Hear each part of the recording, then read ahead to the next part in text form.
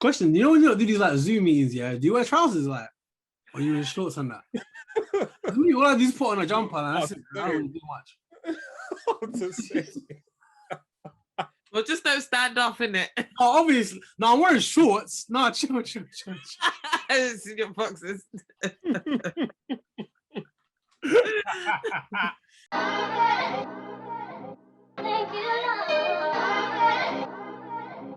Well, welcome back to the THV podcast. Today we have a special guest, big guest, big comeback guest. Hey, listen, I'm guest. How did you play like that, bro?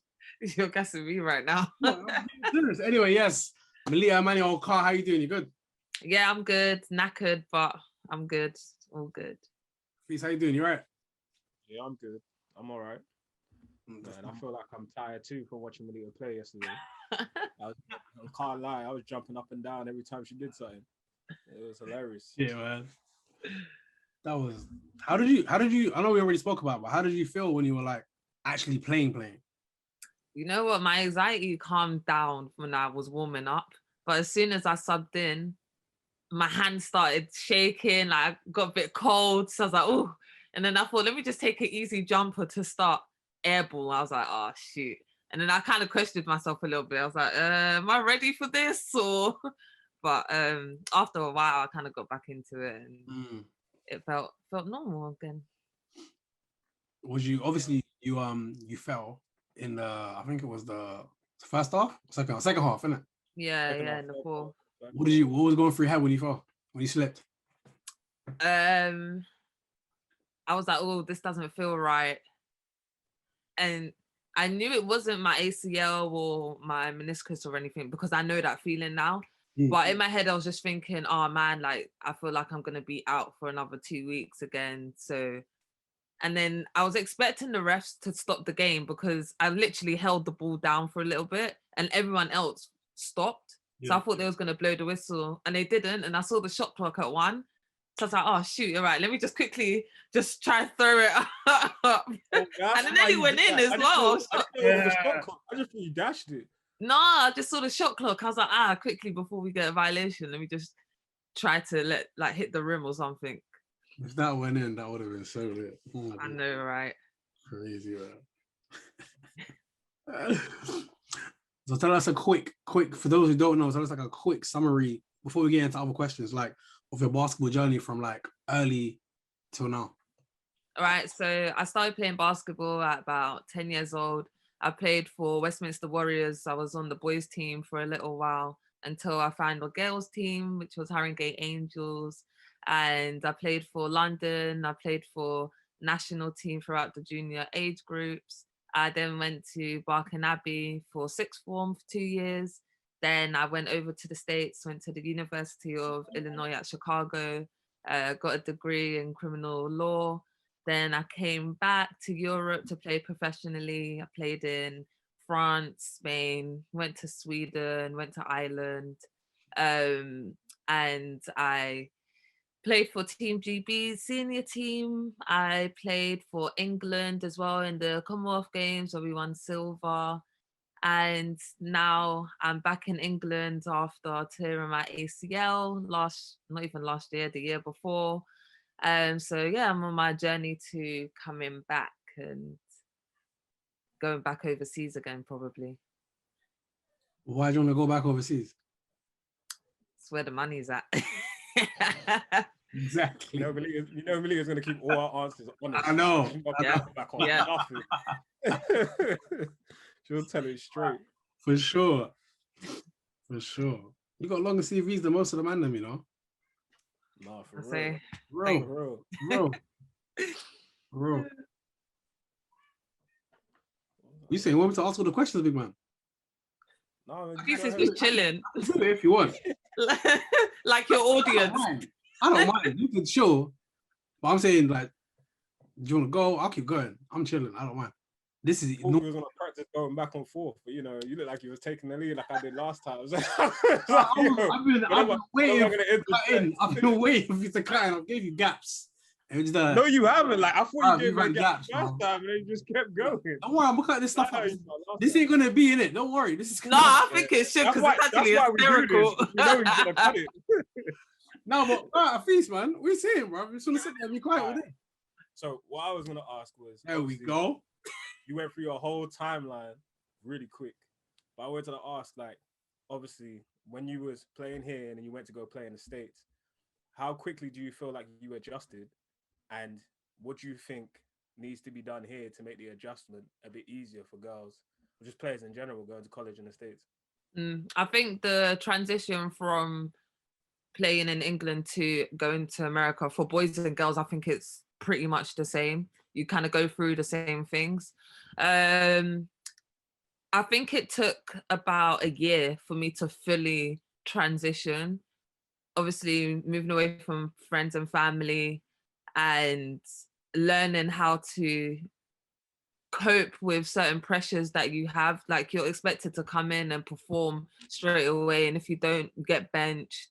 Or what I see a lot is players will play in the preseason games, and then as soon as conference play starts, they don't play at all.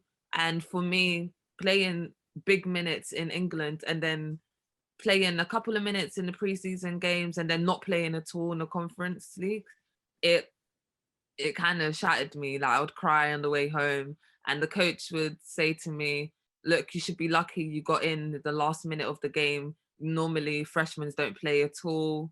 So I think there's no real way to prepare for it. I think you just got to fight through it and use your freshman year to just learn the coach's way and try to get better so that in your sophomore year you do play. And I was fortunate enough to go to Barking Abbey, so they prepared me as much as they could. I had these classes called ACE, where they kind of helped you fill out the eligibility clearinghouse, and they just did a number of stuff as well. And then just talking to people as well who are already out in the States, because it's changed since I've been in college. So I can share my story, but I don't know how much it will help nowadays because things have changed. So yeah, just talking to people who are in college and talking to the people who are at the school that you want to be at. What is it like?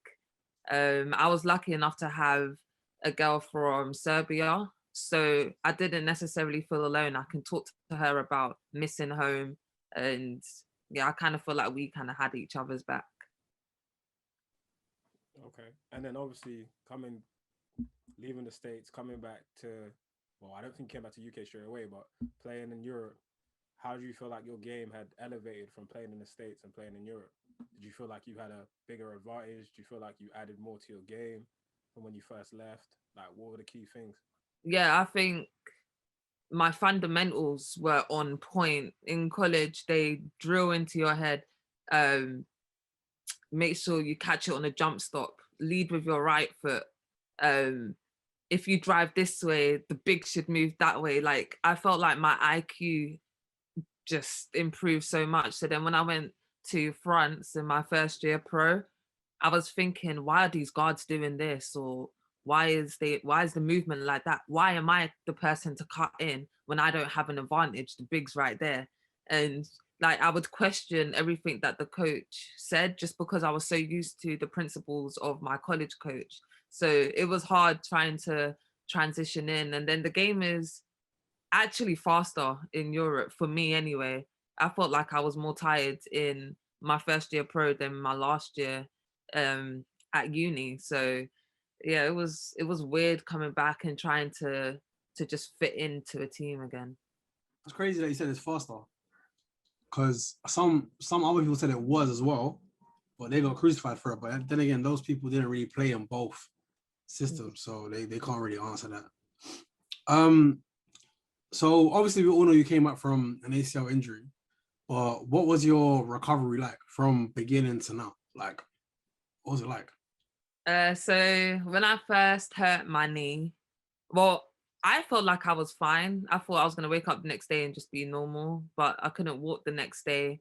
So I actually paid for my own MRI.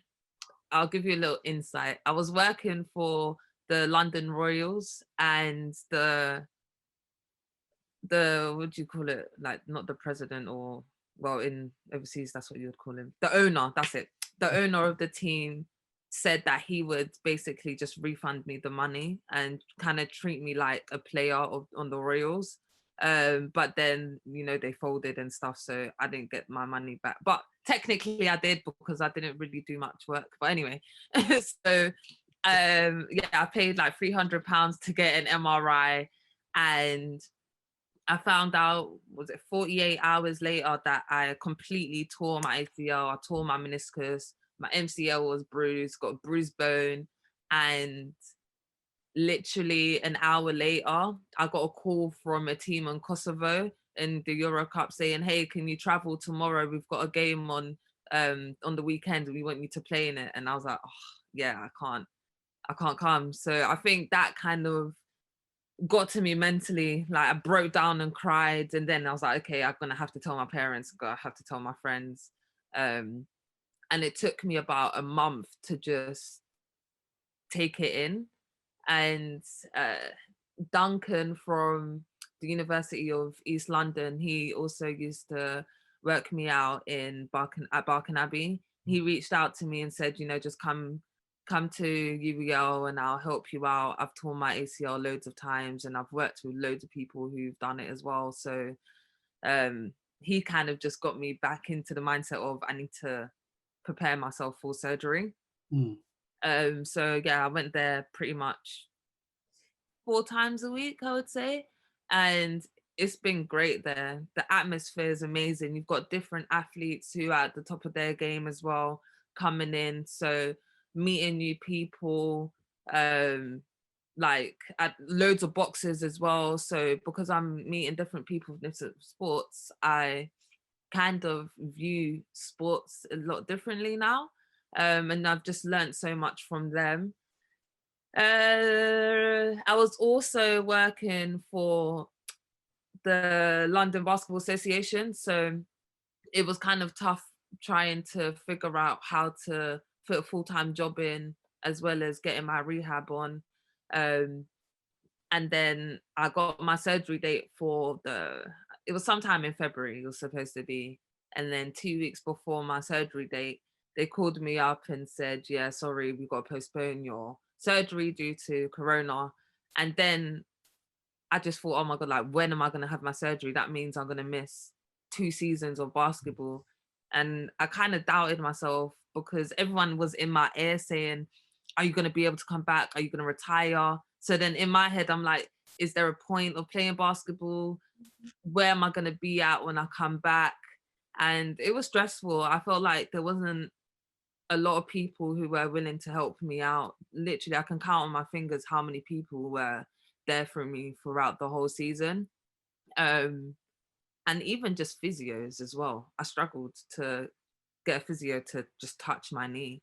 And I look at other players, and usually people tear their ACL with a team who has insurance. And for me, I didn't have a proper contract with the Lions because I was planning to leave. So there was just no point. I was thinking I'm going to stay there for a couple of games. The coach knows what it is as well. So I'm going to be fine. And then bam, like unsigned. I've got to go under the NHS. And then I didn't have my surgery until August. So that's like 8 months after tearing my ACL. And usually people get it done within the first 2 weeks. So it was okay because I was able to get all my muscle back in my leg before surgery. But I think 8 months was just way too long. And then, so I basically learned how to walk and run again to then not be able to walk and run again and reteach myself that too. So it's just been long, like it's been forever. And now I feel lost playing basketball. Like I've completely forgot how mentally exhausting basketball actually is. That's a journey, man. I mean, did this guy really help you out? Like, I know I posted videos and stuff, but did he really help you out? He actually did. He's one of the people that I could count on my fingers. He actually did. Yeah. No, I'm joking. I know you did. I was trying to help you plug yourself, my friend. That's what I was trying to do. I was gonna say, I feel like your progress from after the surgery going forward, like you was progressing so quickly from like when you were showing videos of you walking, then trying to jump, and then you was jumping and then moving forward. Like your progress recovery was ridiculous. It's funny because Afis would be like, "Are you sure you can do this? Let me know if you're hurting. Can you do this?" It was hysterical. No, but thank you so much, though. I do have to say thank you because I don't even know what I would have done if you didn't help me out. I literally wouldn't have. I probably would have got stripped like 10,000 times in my first game if I didn't do your dribbling drills and stuff. So yeah, thanks. Appreciate that. Everyone has their own way to work, innit, Afis? Hey. I'm talking my own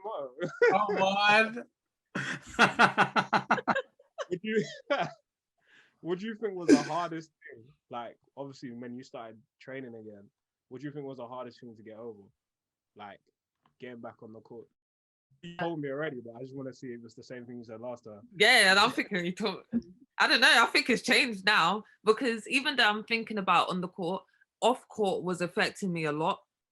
So, and I feel it's hard because I didn't have a job at the time. I got let go from the London Basketball Association. So I was stressing about getting the funds to then help me get back onto the court. So I see so many athletes doing, you know, the ice thing, you know, that thing that you walk in and it's really cold. Yeah.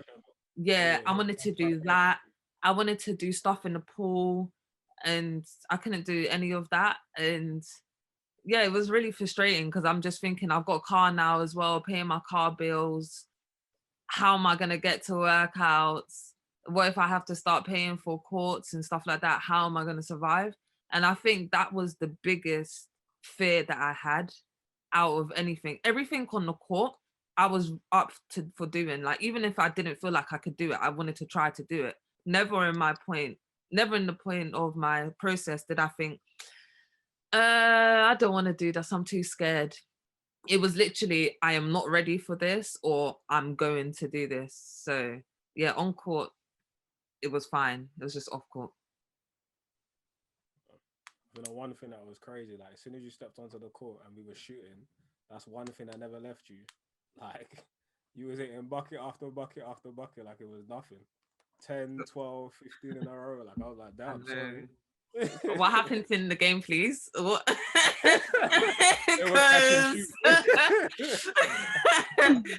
completely went. I think I got like 3 air balls. 3. Oh my god. You know what's mad? The first one, yeah, seemed like someone blew the whistle and you just shot it and it went off. It didn't really look noticeable. It didn't look noticeable. I think the second one was, and the second one was bad. Wait, which one was the second one when it bounced on the opposite side? Yeah, when it went far left on the opposite side. The second one was. You know, I'm not worried though. Second game, guarantee you will hit 5. Yeah, exactly. Yeah. It's calm. Exactly. Like I was shocked because with a lot of the shots, the girls were so far back. I was like, oh, I've got bare time to shoot it. And I think I just had too much time. And you know when people say practice game speed? It was 10 million times slower than game speed. So I just don't think I practiced shooting at that speed. So it just went mad. I was most impressed with like how you were sliding and stuff, man. Staying in front of defender players. Yeah, that was impressive. I was worried about that because when I first came back playing 5-on-5, if anyone drove like going to their right, they would beat me every single time. So I think that's the most thing that I was kind of happy about, that I most of the time kept people in front of me. But did you see when the girl put the ball behind her back and fully crossed me? I was like, oh. What was that? I actually didn't see that. I'm not gonna lie. You didn't. She had the ball at the top and she took a dribble one way and I tried to steal the ball off of her. So I jumped and she just put it behind the back. 1-2 layup. I was like, eesh. I might be like top player of the week. Oh, wow. I might have to go back and watch that tape. I didn't see that. I didn't see that. Okay, at least it weren't that noticeable. But now you said it like that. I'm bringing myself out. That's crazy. I didn't even notice that stuff. That's nuts. So, go on, Fizz. No, go ahead, man. No, we're not gonna do this back on. Oh, Y'all gonna go back. Let's go, man. No, but you seem like you was in flow. Go ahead. You got this. Well, you've taken him out of his flow now.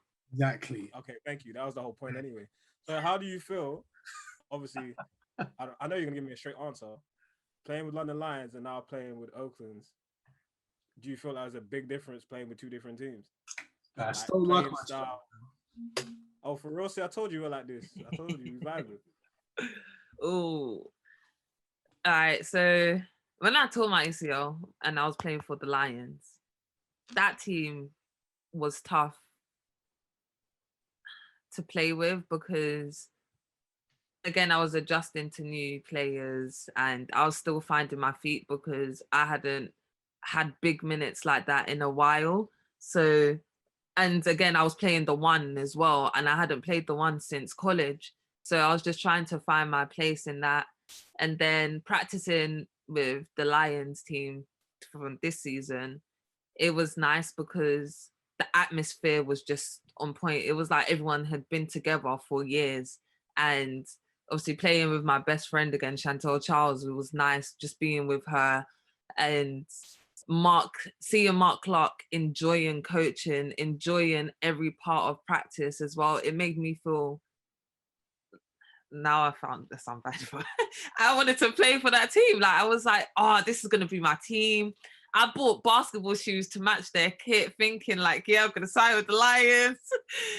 Oh. Steve Beer put up a post like, and then with the addition of Melita, and I'm like, oh yeah, that's not happening.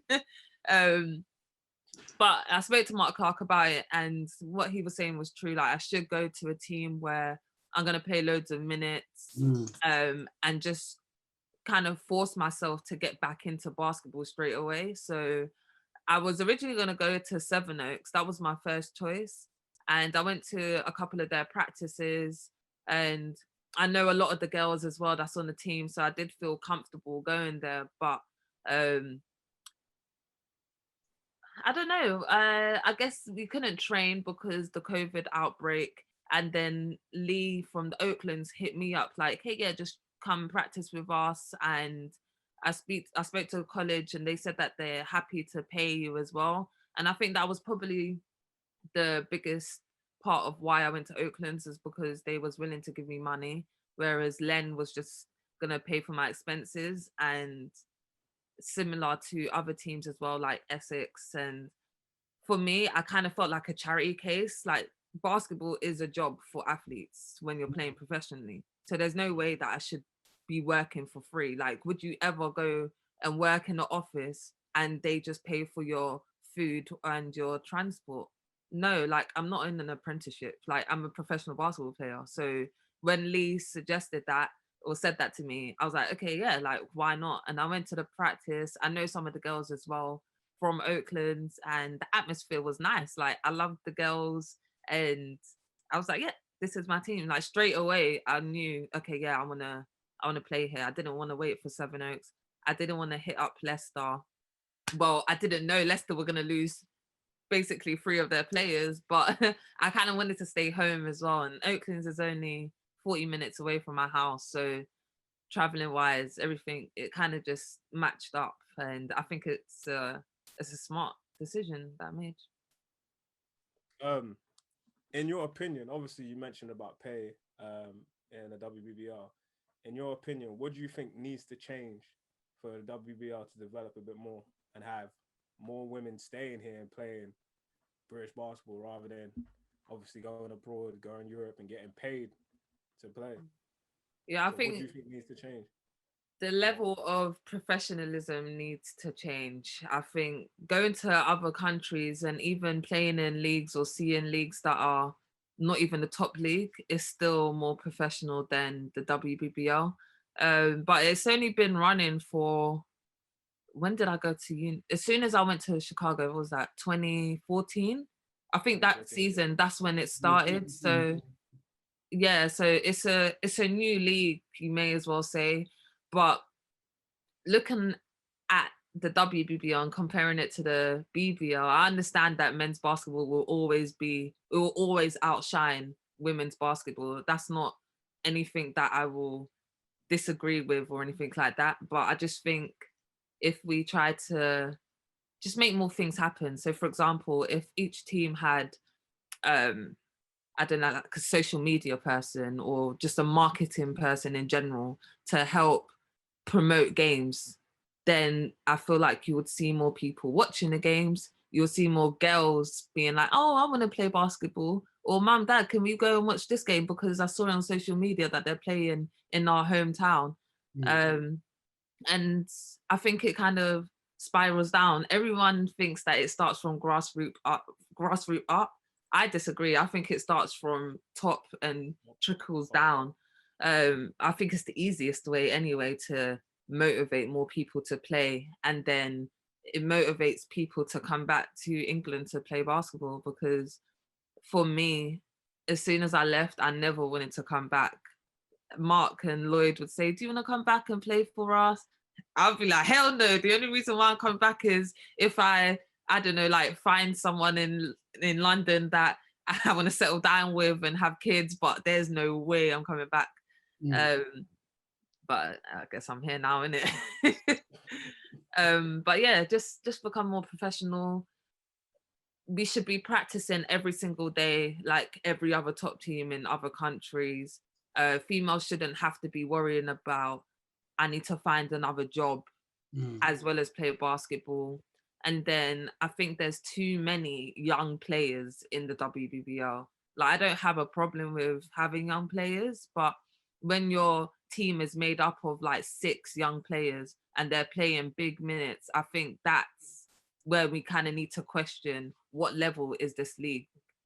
Do you want Americans coming from like my teammate from Arizona coming in, and then she's playing with 16-year-olds, maybe getting frustrated here and there because that's a lot of pressure on just her. It's tough. Like, you look at other leagues and you see like 5-6 players that are not from that country that the team will pay to come over to play. I think if we copy that infrastructure, then the league will just automatically become professional, because the players are going to question the club in itself, saying, why are we practicing only 3 times a week or 4 times a week? Why aren't we practicing twice a day? And then the coaches, everyone has to step up, and then the league will just step up. And then you've got D1 as well for the younger girls to play in as well. So I know some of them play in both just to help out the WBBL team. So, you know, it must be hard on them as well. Yeah, for sure, man. Would you know how some teams have, so some teams like the Riders or the Lions and Oaklands, they'll have a men's team and a women's team under the same name. Do you think that's a good thing or a bad thing? I think it's fine. I don't see much of a problem with it until when you actually look into it and you see the differences and you see how much the men's side gets compared to the women's side. I think that's when, for the players, it becomes like, oh, this is not fair. When I was in Spain, Valencia, you got the men's team and you got the women's team. They train in the same gym. They play in the same gym. The girls get just as much fans. Well, they had a lot of fans. They still had thousands come to the game, and the men had thousands as well. The way the entrance came in, like, it was all the same. Everything was the same. It was probably just the men got a little bit more, but it wasn't like that much noticeable. The paycheck obviously is considerably different, but you still felt like a professional basketball player. Whereas with like the Lions and some other teams as well, it's kind of like you kind of feel like a bum. That's how I feel anyway. A bum? Like, how big are these differences? You can even see it on social media. There's a few pages that actually promote the women's game, but even down to the talk, no one knows anything about female basketball players. Like, my resume is pretty decent. You got Joe Leadham, whose resume is amazing. Temmie's is amazing. People don't even know where Temmie probably started playing basketball. But if you ask anyone where Teddy played, you would know that answer. So I think it's that. The GB men's game, they put out little facts about some of the players, like Dan having how many caps or Teddy's being how many assists away from whatever. Did they do that for the women's? Not really. You didn't see it. No, they didn't. The WBBL final, another example. Why was it only put out a week before? Where the men's finals, you knew about that months before. So it's just little things like that that make me feel so inferior to the men's game. Like sometimes I wake up and I think, damn, I wish I was a guy. I would be killing it right now. I'll be making so much bread. I'll probably have enough money right now to put a mortgage on a house. Like those are the things that I'm thinking about rather than just thinking, oh, I love playing basketball. It's not like that anymore. So as you were saying about how we'll get details about certain guys and we won't know anything about female basketball players, you're right. Because I remember I didn't know anything about you. I remember Mo went to Hoops Fix Classic, and he was like, "Oh, I spoke to this girl, Melita," and that's what he said. Like, Melita, yeah, she plays ball. She wants to train, and I was like, "Okay." And then I was like, "Who's Melita? I don't know who this is." So when you came into the gym, we started training. I was like, "Oh, she's kind of nice. Let me do my research." Then I was like, "Oh, you played D1. She played GB. She did Commonwealth." And I was like, "Why don't I know none of this?" It's so crazy. Yeah. And it's so bad. It's like I coaching little girls, and like, who are they looking up to? Who are they really seeing?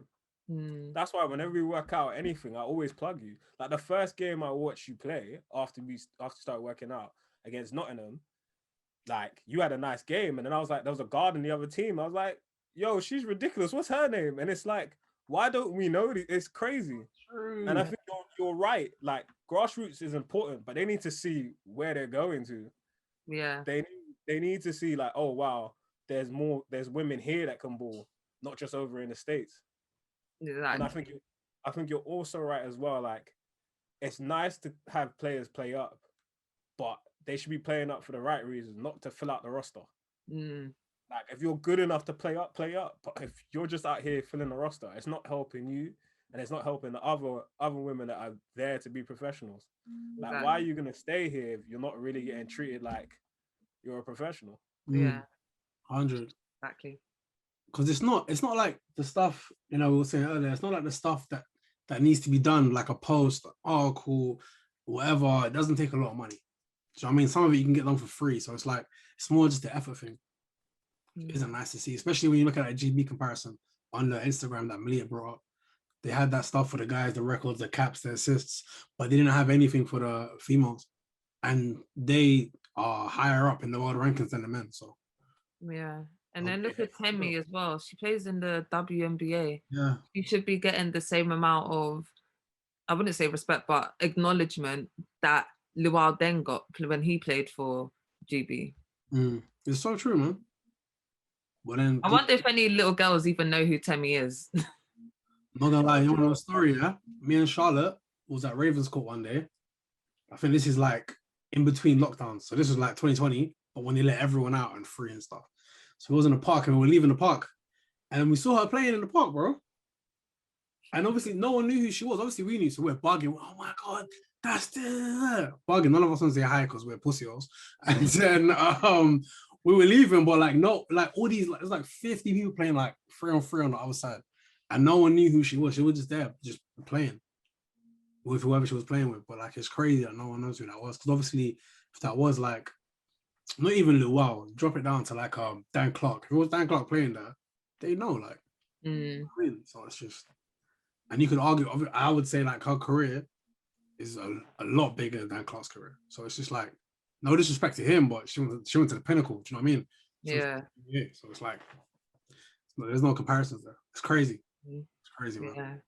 But I think it's funny, like, I don't know if you called me or Charlotte called me there and said that she was there. And I was like, who's that? And then I had to go Google it. I was like, oh, you guys for real? I was shocked myself. And I was like, and then I was like, so you spoke to her? And he was like, nah, I didn't. I was like, for real, you didn't? Because obviously Mo has no chill. Mo would do whatever. So I was shocked when he said he didn't say nothing. I was like, wow.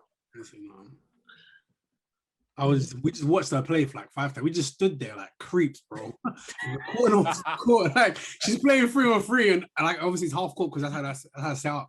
And it's not even light no more. It's dark now, yeah. And we're just there on the corner watching this, like creeps in the night times, watching her play, and then we just dipped out like.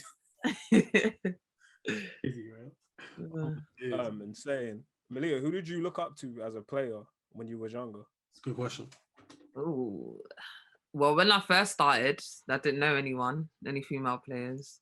When I went to Haringey and I saw this woman called Gisette, Azania had just left when I got there, but her name was just always everywhere. Who else? You had Kashmir, you had Marashi. Those were the players that I looked up to. And then when they kind of left to go to America, that's when I learned about the WNBA, and so I started watching some of those games and watching like Diana Taurasi. My Moore wasn't there yet. Even Lisa Leslie. I'm going like back. This is like years ago. Those were the kind of players that I was watching, but only here and there because there wasn't that much exposure. So yeah, then I had to just become like my number one fan to myself, because I kind of had the mentality as, why am I looking up to someone who I want to be better than? So I kind of had that ego, if that makes sense. Yeah, it does. It definitely does. Yeah. So if you ask me who's your favorite player, my answer is going to be me. Like, straight cockiness. You have to have it as a basketball player. If you don't have it as a basketball player, basketball is not the sport for you. No, I was going to ask you that question, but now I'm going to answer. That's lit though. Not a lot of people say that, you know. Yeah. A lot of people say that out front, like straight. Yeah, they wouldn't believe it. They won't say it straight. Yeah, you gotta have that self-confidence, because no one's gonna have it for you. All right, cool. So you're your own favorite player, yeah? When you were growing up, when you was on a boys team, back in the day, in those pictures that we were talking about the other day, that we want to talk about here. Are you gonna put that on there? I'm not. I feel like he's gonna be like, he's gonna say that line, then bam, the picture comes out. I'll do it. I swear I won't. I promise you. They won't. I won't put them online at all. But anyway, yeah. You can. It'll be funny. It's okay. But I see this picture. Remember you said it, yeah? Yeah, actually, I was thinking like, why would I say that? You know what? Do it. It's fine. Do it. Whatever. That's how I looked in it when I was younger. Whatever. No, anyway, so we was on the guys' team. Who did you like model your game? Did you ever model your game around someone else? There was this point guard for the Westminster Warriors called Luandrew. He was like my best friend when I was first playing basketball. And then I was playing with Jesse Chukwu. Who else that would still be recognized? Oh yeah, when the Westminster Warriors kind of split and then went into London Pioneers, I went to the Pioneers sessions as well. And like Teddy came along. So like those were the people that I was training with. So I did try to mimic their game a little bit. It didn't work out very well when I was playing against them, but as soon as I went over to play against girls, I was like, shoot, this stuff actually works. And I kind of built my confidence from getting beaten up from the boys to then beating up on girls. That's kind of where everything kind of stemmed from. Yeah, that's who's been your hardest matchup? Like who would you say like here and in the States? Like if you had to name anyone here first, and then just in general, who's here is like giving you buckets? Trying to think from my younger days. Oh, that is hard. I'll come back to England. In America, there's a few players. There's this girl that was on Riot State, and she even looked like a dude. Like she had short hair, fat muscles, and I already see this girl's averaging like 35 points every single game, just killing it. And then I was like, shoot, I got guard her. I'm not gonna lie, she kind of put a little bit of fear into me. I was like, damn, and she gave me buckets. I think she ended up with like 30 on points. Like, I think I fouled her and she got and ones like 3 times. And then my first year, my senior guard was just flat out amazing. I don't know why she didn't go as far as with what she did. I kind of blame our coaches for that, for not supporting her as much as they should have. But she gave me buckets in practice. Like, I would go home and cry because I'm like, how am I going to play? I'm not going to play over this girl. Like, she's taken all of my minutes. But she definitely taught me a lot. And then some of the Chicago Sky players came, like Cappy came and scrimmaged with us, straight buckets. There's this other woman, I can't remember her last name, but she played overseas for years. It was step back after step back. She's like, and she was talking smack as well. Like, you're not gonna guard me? Okay, bam. I guarded her, bam, layup. I'm like, oh, okay. In England, I don't know. Nothing can compare to that in England. I don't know that one. Are you saying that most women here, you would give buckets? Is that what you were saying? Well, if you look back at my stat history, you can. Oh, damn. What's your next game? I better put up numbers next game, innit? What's your next game? I just put a target on your back. Melita said she can take up everyone. Let get over 10. I'm done, man. I'm done. Just for the audience watching this, I'm serious, but I'm joking as well. Don't take me too seriously, okay? Oh, God. Oh, man. Oh, damn. I was gonna say as well, what do you think has been your biggest highlight, like in terms of scoring, or your best game, or the best stage you've been on? Well, I could probably say Commonwealth, right? Yeah, best stage Commonwealth Games in Australia.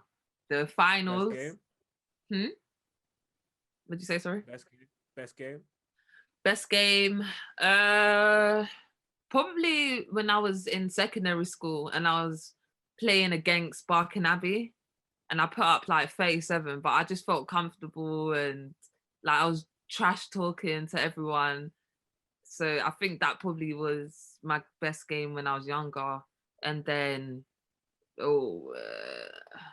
best game as a professional, probably when I was in France, maybe. It's a shame though that the team didn't want to send me my footage. So literally, yeah, I have no footage, no stats either, because it was the Division 3. I don't even know why I was there. I had to fire my agent because of it. But yeah. What about your career high, 22, in when you was in college? Was it 22? I can't even remember. I did my research. I think there was a few games though where I got around that mark. It was like I just couldn't pass that mark. I'll probably say when I played against Central Michigan, that was a good game where I got like 9 assists. I can't remember how much points I got, but I made a girl fall. And yeah, I think that was probably my best game in college. No, you know what? I was looking at your college stats, and when it goes career high and steals, it just goes 5 steals several times. Yeah, I don't know why I couldn't pass anything. It was literally just the same. Picking all, like, everything else was like the date was there and everything. It was like there's no need for a date. Just 5 steals guaranteed. I was like, damn, okay. Them hands. Why did you pick? Why did you pick UIC? Well, originally I wanted to go to Texas Tech. I visited that school and I fell in love with it. And I think they just found another player that they wanted. So they kind of stopped talking to me. Then visited Ryder, the school that Teddy went to. Yeah. It was near my family's house as well. So I was considering it, but then when I watched the girls practice, I was thinking, what on earth is this? Like, there's no way I'm coming here. The team looked crap, no lie. But then it was postseason, so now I understand it. Now I get it. They was literally tired and they didn't want to practice. That's why they looked like that. And then the coach, she just didn't stop talking. So I was like, I can't handle. I don't think I can handle a coach like that. Then when I went to Chicago, I pretty much fell in love with the city. It was so beautiful, and my teammates, they were real. They put it up to me straight and clear. Look, our coach is a bit mad, but the team chemistry is there, kind of thing, and you will love Chicago. They even said, like, do you want to come out with us? But I was too jet lagged that I was like, I can't even keep my eyes open. And then Luau Deng was there as well. I thought, why not go to a state where someone that is involved in British basketball is there that can kind of help me out? So yeah, I think he was a big reason why I went. Him and Steve Veer. I mean, was it scary? Yeah. Because obviously all the gun violence and stuff like that. Was it like that back then? Yeah. It was madness. Like, from my dorm room, I can hear gunshots. There was like an estate around the corner, and my boyfriend at the time kind of lived there. And when I would go in and out, I would see just guys rolling up with not even just normal shotguns, but like machine guns. And you hear like this person dying, that person dying. And because when I was with my boyfriend at the time, he played basketball as well. He played for Middle Tennessee.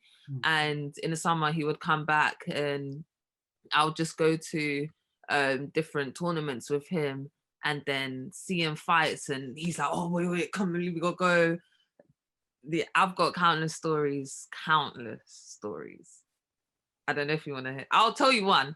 I took a recruit out and I didn't even want to bring, there was two of them. I didn't want to bring them, but my teammates were like, just come on, it's fine. And towards the end, you just hear gunshots. And I see this guy just shooting. I'm like, oh my God, where's the recruits? Had to grab them, run to the car, speed home. And we had to tell them that you can't tell anyone. Coaches eventually found out. Yeah, mad. So basically, college was basically GTA for you. Like, yeah, it felt like it. Just hoops in GTA. That sounds nuts. I don't know how my parents even survived that, because did you tell them? I would tell them stuff. Yeah, I would tell them stuff, and I'll just be like, "Don't worry, like I'm careful. I kind of go out when I need to, but when it's kind of on your doorstep, even in the college, you just hear random things like this guy performing." When 50 Shades of Grey came out, he performed that on. I shouldn't laugh, but like, you hear little stuff and then you don't realize as well how many suicides there are in universities, and they just can't put that out because obviously it makes the school look bad. But yeah, I found out those little information too. Do you think your experiences in Chicago is what pushed you to do Stop the Violence campaign? Yeah, so my friend, he got shot in the head on the way home from a practice, and he loved basketball. Like, he was really good, but I don't know. It's like there's so many talented people in Chicago, not everyone makes it out. And he was one of those people that just didn't make it out. But we would sneak into my gym and just work out together. He taught me a lot. He was there for me a lot. So when he passed away, I was thinking, all right, what can we do? So I started a Stop the Violence game. We had performances, like we made our game like as big as possible, was on the news and stuff like that. And then coming home to London and seeing knife crime rise, and then my nephew's 16, I was like, okay, let me try to do something. And it's been hard. Like, I want to do more. Like, I want to do basketball sessions just for the kids to just come in, and even if they mess around, at least I know they're in a safe environment. And then trying to expose men and women's basketball as well, so the kids have people to look up to. They're not just there, kind of thing. So they know the paths that they can take to get off of the street. Yeah, that's big. That's big. How stressful was like doing the sort of violence campaign in the UK when you did the game? Well, I made it more stressful than what it needed to be. I came up with the idea like a year before, and then I left it until a month before the event to actually start planning. I don't know why I did that, to the point I wanted to cancel it at one stage. But I had so much help, like from my mom, the council who funded it, and even down to like Namo commentating and stuff for me. Like it turned out bigger than what I thought. And on the day that everything went wrong, there was problems with the underground.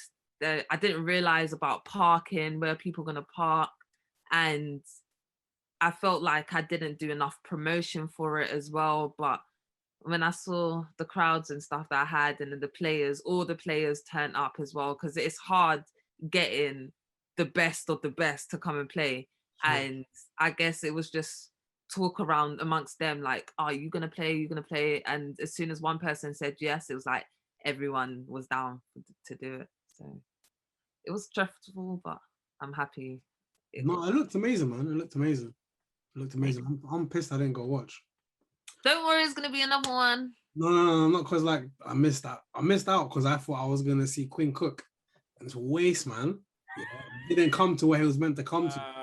Oh yeah, I forgot about that. And I was watching the stuff. I was like, oh, I wish I was there. And I was just like this Quinn Cook thing. I waited from like 12 to 8 p.m. This guy didn't show up. And from that day on, I never liked Quinn Cook. Quinn Cook, bro. I don't think I was in the country still, so yeah, I would have came though. Yeah, but like you said, there'll be another one. Yeah, exactly. Yeah, sure. It should be a lot better. Now I'm more experienced. Can't leave it for a month, man. To plan. I get. That's crazy. My mum got on to me. She's like, "What are you doing? Like, you need to start putting things in place." And then I was forgetting like little things, like you need a microphone, or how is the day actually going to run? Does everyone know what they're doing? And I thought, oh yeah, I could do this all by myself. Even got kit sizes wrong. Ugh. It's okay. You know, you've done it now, so you know for the next one, like it's light work. Yeah. You got it for next time. Yeah, literally, you will probably be able to do it in a week. I bet. Let's not push it. I mean, if you did it in a month the first time, like now you've done it. It's like, second time you don't need much time. Like a week. Got days, bro. What do you mean? So on a Saturday you start planning, on Tuesday, done. It's done. You're chilling. Oh god. Oh my days. What was I gonna say? We spoke about this in the car. What advice would you give to players in general about, obviously, when they try and start their pro career, about getting agents, how to locate the right teams, how to expose themselves? As you said, you dropped some gems when we spoke. I hope you remember. I hope I remember it. First things first is you gotta make sure you've got the correct agent. I think a lot of players think, oh, this person is signed to this agency, so I need to be signed with that agency. Whereas you kind of want it to be the opposite. You want to be as high up on the radar for on that agency than lower down, because if you think about it logically, they're gonna look at, okay, who's the top player in our agency? So I'm gonna find them a job first, and then them. So you could be fighting against a job with someone that's in the same agency as you and do not even realize it. So yeah, just building up a good relationship with your agent, and remembering your agent works for you. You are the boss. It's not the other way around. So if they don't do as they're told, you can easily let them go. It's not like they're gonna let you go. What else? And just making sure your agent understands what your needs are. So I should have clarified a bit better, that I want to play at the highest level possible. And I feel like I got stuck because I didn't get the best team. I didn't start off with the best team. And then clauses as well, making sure you have to read your contract and understand it. If you don't understand it, don't feel comfortable talking to your agent about it, ask someone else who's played professionally, because most professional players know about contracts. And that was my biggest thing, not knowing when I could leave my team to go to another team. And I thought it was in my contract and it wasn't. So I wasn't able to get released from the French team I was playing for to go play somewhere else. And I think that pretty much jeopardized my whole career. I think I'm still recovering from it now. Wow, I didn't even know I knew that. Damn. If you said it to me, I was shocked. And then I was like, yo, like, what did we got? We stayed on the phone for another like 60 minutes. Like, yo, Melita, tell me everything. Yeah. Writing everything down. Oh my God. Just like, and then actually talking to you as well, I didn't even realize you can get bumped by teams. Like, there's people that are paying money to teams for certain stuff. That is a scam. Like, you don't need to pay for anything. If you're a professional, they pay for your flights, they pay for your accommodation. You shouldn't have to pay for anything. And I guess that's just social media now. It's just easy to scam people. But when I first started out, I went onto Facebook, and there's people that will just post jobs like, this team's looking for this, and you can hit them up and make sure you talk to the coach. If you're not talking to the coach, you don't have no business going there, because either it's fake or the team are just trying to fill in their roster, and then you got to question that if you're playing professionally. But these are the gems I was talking about. These are the things people need to know. Because like, I remember you just saying, when you first said, I said something to you, I was thinking for like 30 seconds, like, what are you talking about? And then I realized you was talking about the scammers. The ones that are telling you, yeah, I found you a team. Okay, like, the team's got this. Oh, there's a problem at the moment. So send me 200, and you know what? We'll reimburse you when you come out. I told her one story. One dude that was like, they're ready to fly him out, and they said like 2 days before, oh, do you know what? You have to pay for this, whatever. And then he double checked. He was like, he called the team. He goes, yeah, what account do I need to transfer this to? And they were like, I don't know who you are. They were like, it was like, don't you know this? And she was like, I don't know who that is either. But he told me I got a trial out here. Wow. That trial was done. Like, it was mad. If he didn't, and the worst thing about it, yeah, if he didn't do it, if he didn't go to call the team, literally, just because he forgot something and he didn't want to jeopardize his spot, he would not have known. He would have dropped his 200, jumped on a flight, and like found out that way. That's crazy. It's crazy. The amount of stories I've seen on the Facebook chat. Like, listen, yo, if you see me posting jobs on my personal Facebook, don't ask questions. Yeah, just like, there's this TV program, was it Love for Money or something like that? And you see people just getting scammed easily. It's so easy. You always got to check everything before you put money into something. But then most people don't know, and I think it's mad. Like, yeah, common sense should be there, but most people don't have that. But then at the same time, it's like, you know, when you fight for your dream or whatever, and then someone gives you a break, you're like, yeah, he's gonna be honest. But otherwise, like, no, I'm gonna take advantage of you. It's true. And then change my name and do the same scam to your friend. Your friend. Man. That's a legit business plan, though. Can't knock the hustle. Say nothing. Say nothing. So, when you stop playing ball, or just in general, what do you want your legacy to be? Like, what do you want people to remember you for? I hate this question. I feel like, because I try to change the answer every time. Melita Emanuel-Carr, the West London girl who changed basketball for England. Damn.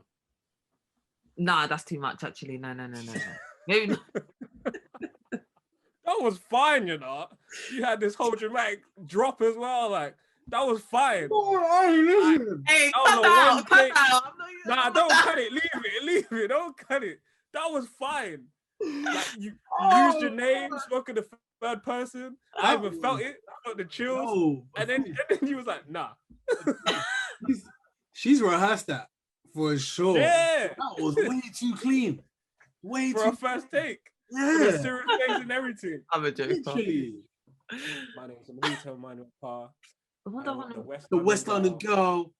Like, did you see her face when she said the West London girl? The West London girl. I was feeling it. Actually, nah, just leave it as that. It was going to be like. You can have another if you want. You can have two, but that one's gonna be enough. This is what she said the first time, first take. Reaction. And this is what she said the second time. All right. I want my look. She looked to the side, she was like, let me get my face ready. Ooh. What's me up for? Yeah. Okay.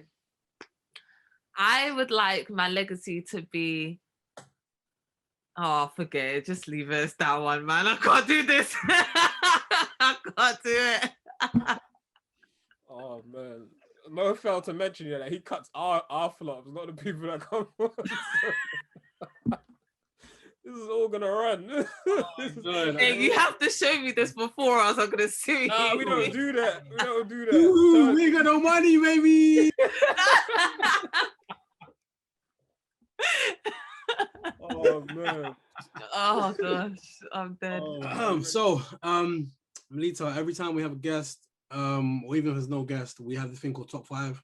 So we ask you a question, you pick the top 5 out of whatever we're gonna ask you. So this week is top 5 dinner guests. If you had a dinner, have 5 guests, dead or alive, it could be inspirational stuff what people want to learn from, whoever.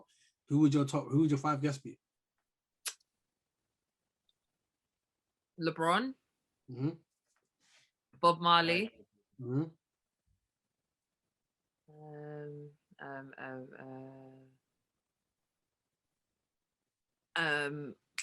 Judy Love. More. I'll add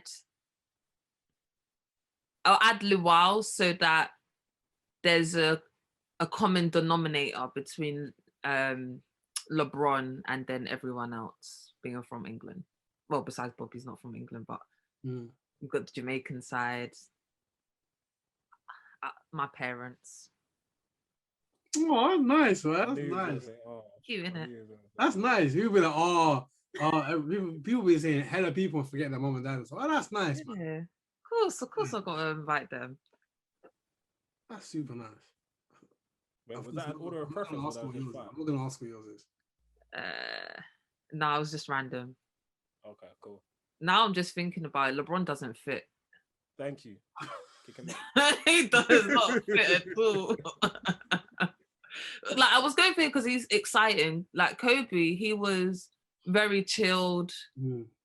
So I forgot you met Kobe. Yeah. So yeah, I think like that's all of me really. Basketball, my culture. Yeah. That's lit. I like how that all tied together. Yeah. As I said, Melita, that was a great 5. Thank you for coming on. It was great having you. Great conversation as usual. Mo, I got love for you. And that's it. Thank you for having me. Thanks for coming on, man. Remember, everyone has their own way to work. Plug it everywhere. Royalties.